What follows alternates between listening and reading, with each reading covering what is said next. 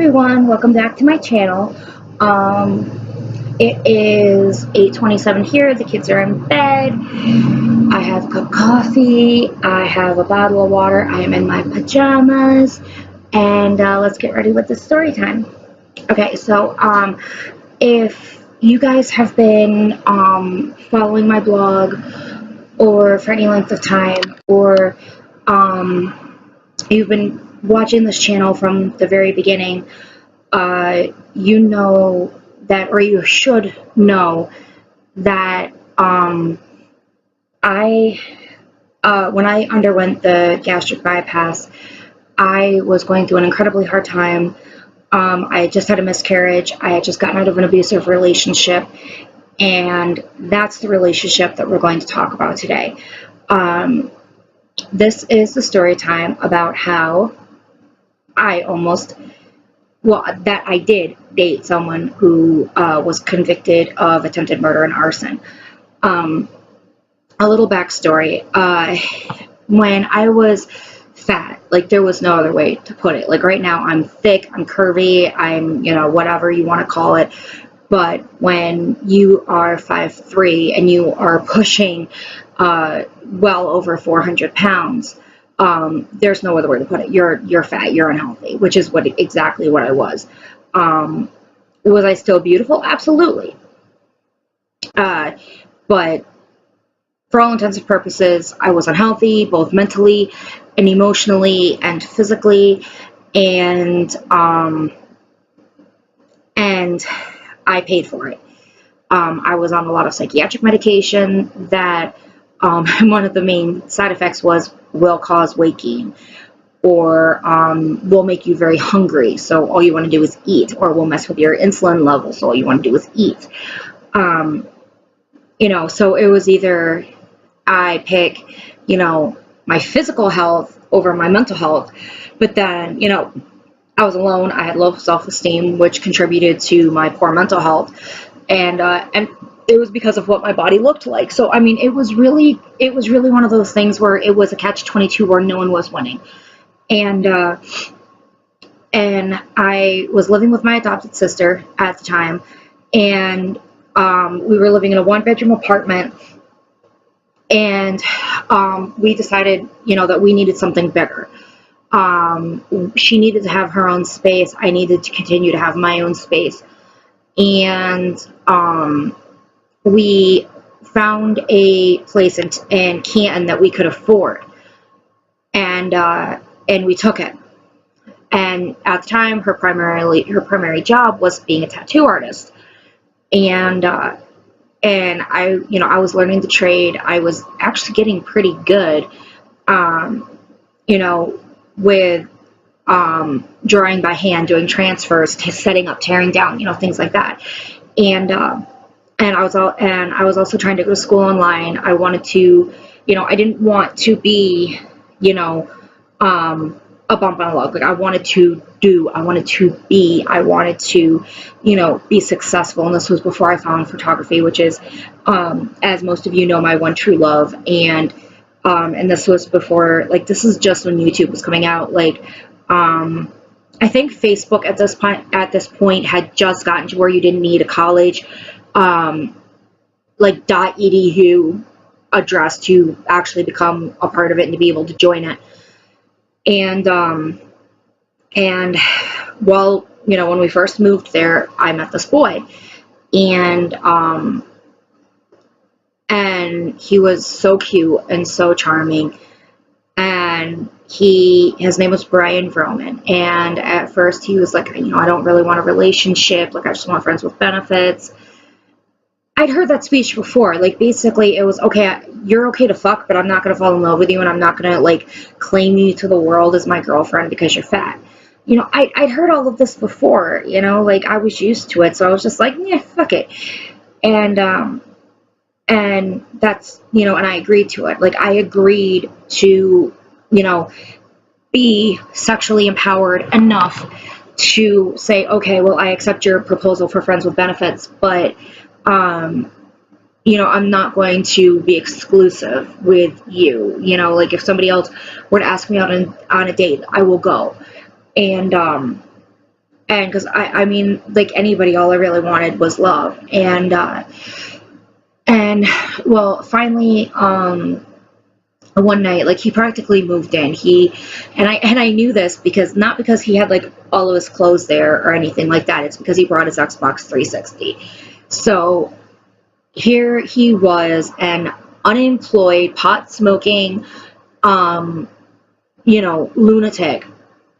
And I didn't know he was a lunatic at the time, and I have nothing against smoking pot. In fact, I'm actually an advocate for marijuana and cannabis use for the medical and recreational usage. But, I mean, he was addicted to video games. He refused to get a job. And a series of events happened, and we ended up having to move in with his parents' house, in with his parents. And he had his own room in the basement, but the red flags had already started at this point. I had caught him cheating on me with an underage girl. He would make us do like breakup days where he could basically go and screw whoever he wanted to and I wasn't allowed to go into town. Like, I had to stay in the basement and either hang out with a sister or do housework or babysit his sister's kid. And if I said no, I'd get hit. And I found out I was pregnant, and in September. And we ended up getting and his mother actually said, like, you're giving the baby up for adoption. I'm just like, excuse me, this is my body, my baby. How dare you tell me what I am or am not going to do with my child? Especially considering that the doctors had already told me at this point that the chances of me having a child would be very slim to none. So with that being said, I kind of started to put the balls into motion with my mother and my father that, if anything were to happen to me, or if anything were to happen to where I would need you to come and get me, I would need you to come and get me right now, because I would no longer feel safe in his presence. And the control and the abuse just started to get worse. And it was a couple of days after I had found out that I was pregnant, and we ended up getting into a very, very physical fight. And he ended up punching me several times in the stomach. And I was so stressed out, and I was so sick that I ended up miscarrying. And I laid there on the bed, and I told him, I said, I think this is what's happening. And he just goes, I don't care. You did this to yourself. I don't care. And I'm just like, the last time I checked, it took more than one person to get a woman pregnant. But anyway, so I started texting my mom, and because she was moving out of her apartment to go into a cheaper living situation. And I started, asking her, well, can you talk to your landlord to see if I could take over the lease? Things of that nature. And Brian's birthday is October 23rd. And that the night before, we got into this huge argument, and I asked him what he wanted for his birthday. And he goes, I want to be single. And I said, okay. And he goes, what's that supposed to mean? I said, you'll see. Well, I remember it very vividly. We don't have T-Mobile in our area. And in fact, Canton at the time only had AT&T coverage. So, like, you could either do track phone, as long as it was like an AT&T number, or you could do AT&T itself, but you could not do like Straight Talk, which was just coming out at this point. Verizon, like, none of that. They only had AT&T towers. And I got on eBay, and this is like when the very first iPhone came out, and Brian's father, who's an owner-op truck driver, had like bought the entire family off of eBay, unlocked knockoff iPhones, and they were actually pretty cool. But they were not iOS systems. They were they were the case of an iPhone. But anyway, regardless. So I got on eBay because like he had gotten one for every single person in the household, and Brian actually smashed mine. And so I had gotten like one of those T-Mobile Sidekick phones, but it was like an unlocked one, so I could put it on AT&T prepaid.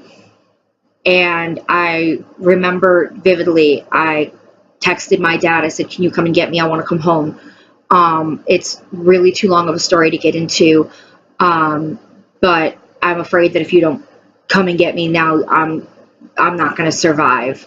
Well, he thought I was being overdramatic, and to this day, I don't think he even still knows or understands like the extent of the abuse, and I really don't talk about it. Fast forward, I'm with DJ. Jason's just been born. I'm a couple of months out of the hospital. I got out of the hospital in August. This is like the very first part of 2016 at this point. And I wake up, and because I was having another bout of pain insomnia, like I was having pain-induced insomnia, and I get a message from my adopted sister, "Jet, are you okay?" And I'm like, "Why wouldn't I be? Like, I just got done almost dying. Like, what are you talking about?" And come to find out, there was a woman that was reported missing that was a mutual friend of ours, girlfriend. Her name was Michelle Inch. And she was missing for several months. The police at this point were, like, as time went on and more and more people were searching for her, the police was just like, "She's not going to come home." And I kept telling everybody, like, this is something that Brian would do. They had gotten arrested for tying up Michelle's parents, setting the house on fire while they were still in it, so hence the arson and the attempted murder, and then theft, and I mean, there was like 45 felony counts at this point, so there was like no way that he was going to walk away from this scot-free. And they did finally find Michelle's body, and they put her to rest. And I know the other guy had issues with addiction and mental health issues and things like that. But Brian, from the start, like, he was abusive. He got expelled from his high school for hit lists and threats. And he was never parented. His mother spoiled him rotten, never told him no. When he did do something wrong, it was, "Oh, this is my little baby. This is, he could never do anything wrong." And this is why I'm so adamant on saying no to my kids. My kids are not my friends. They're my kids. I'm going to parent them.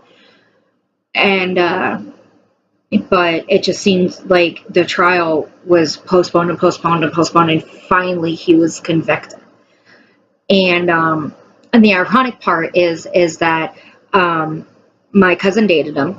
Again, I didn't realize it at the time, but my cousin dated him.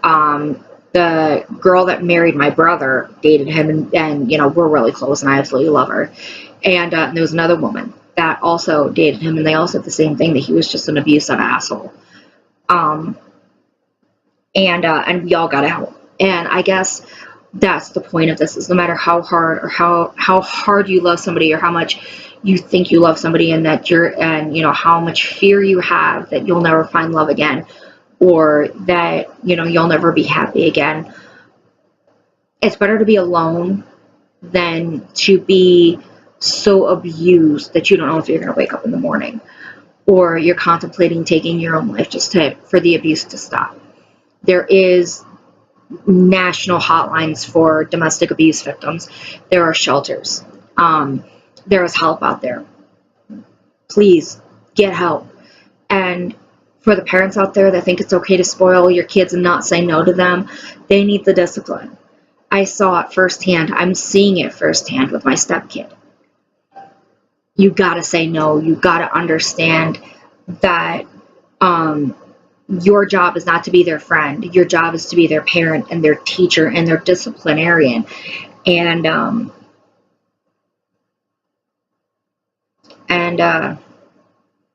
just, you gotta learn. Everyone has gotta learn that this is not okay. I am beyond thankful for my husband. I am beyond thankful for the 2 kids that I do have. And I don't know if I'll ever tell them about the baby that I lost. But if I do, I hope they understand that it's not that I love them any less. It's just that I miss this one too. But anyway, do all things with love and light, and I'll see you later. Bye. Hi everyone, it is Raven 2008. Hang on.